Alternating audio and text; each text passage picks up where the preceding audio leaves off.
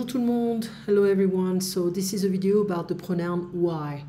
In the same family you have the pronoun on, okay? So let's go through this stuff simply and quickly. Why, it means, when you're a beginner, you can learn why as, it replaces something. It's gonna replace a location. Here we can do it. Vous allez à Rome en train, so you are going to Rome by train. Non, j'y vais en avion, so I go there by plane. So you could replace there, a location. So Y remplace des compléments de lieu, replaces, complément is like what comes after the verb, okay? So location, Paul va à Lyon, il y va en voiture. So you've got to keep in mind pronouns in French will come in front of the verb, okay? And we never separate them from the verb, so it's just a big golden rule here. Anne habite à Athènes, so remember TH is a T sound.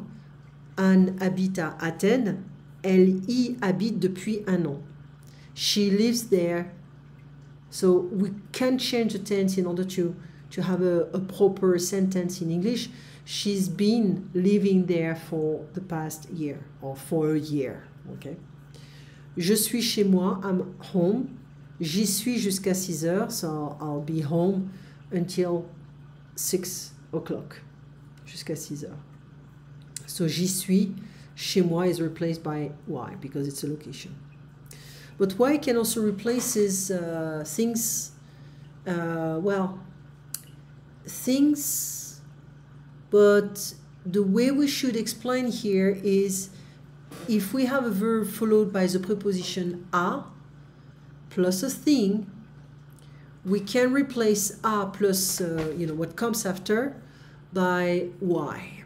So it's not there anymore, it's not the same meaning. So je pense à mon pays, I think of my country. J'y pense moi aussi, I think about it too.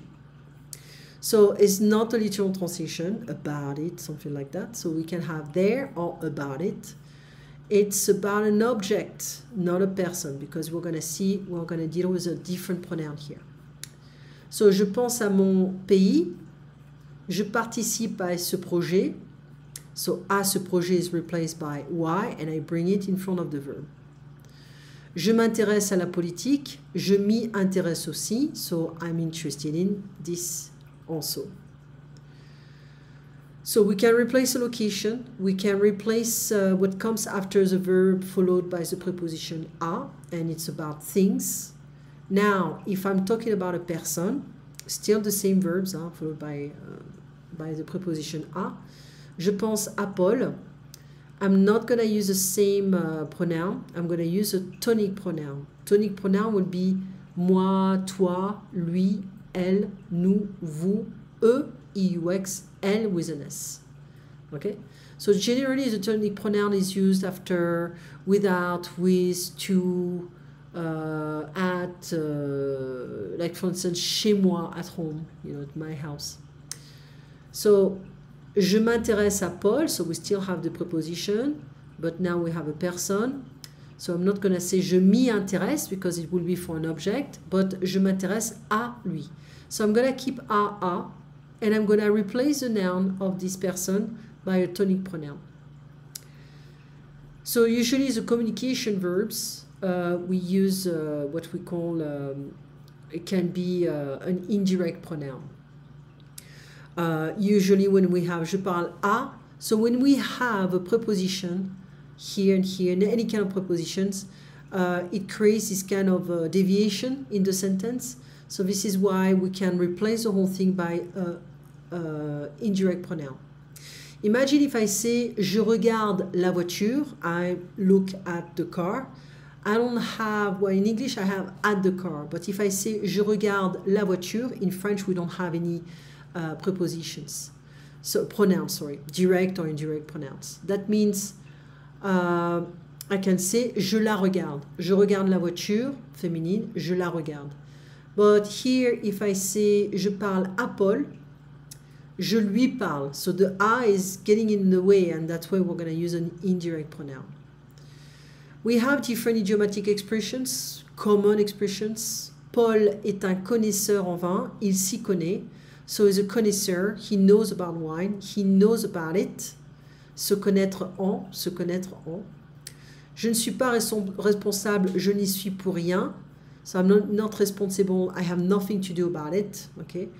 With it, I am not responsible, basically.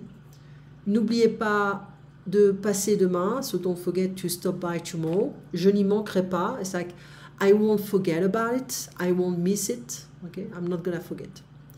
Voilà, ça y est, c'est fini, on peut partir. Here you go, that's it, it's done, we can go. Keep in mind, this pronoun is always next to a verb, before the verb. But if I want to add a negative form, I need to keep the pronoun and the verb together, and I'm going to surround that by ne pas. So, il y va, he goes there. Il n'y va pas, he doesn't go there. So if I want the affirmative, il y en a, il y en a, there's still some, there's some. Il n'y en a plus, there's nothing left. No more, no longer. Je m'y intéresse, I'm interested in it.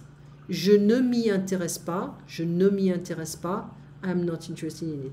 So be careful, because with this kind of pronouns, we can have two pronouns, we can have the negative form, we can have the passé composé. So after a while, we end up with a long sentence. It may be difficult to pronounce. If I go through the first exercise, répondez aux questions au choix. Vous restez à Genève 2 ou 3 jours. J'y reste 2 jours. Vous êtes à Paris pour 1 ou 2 ans. J'y suis, so I change the subject. J'y suis pour 2 ans. Vous allez à Madrid jeudi ou vendredi. J'y vais jeudi. I can add le jeudi, it's fine. Vous retournez à Londres en mars ou en avril. J'y retourne ou nous y retournons en mars. Vous allez à l'aéroport en bus ou en taxi. Nous y allons en bus. Vous êtes chez vous jusqu'à 8h ou jusqu'à 9h. Nous y sommes jusqu'à 9h. Okay? So that's basically what's going on with the pronoun why. Next step will be pronoun en. There's so many things to cover here in this book, so it's not always easy. But anyway, bonne soirée, bonne journée, au revoir.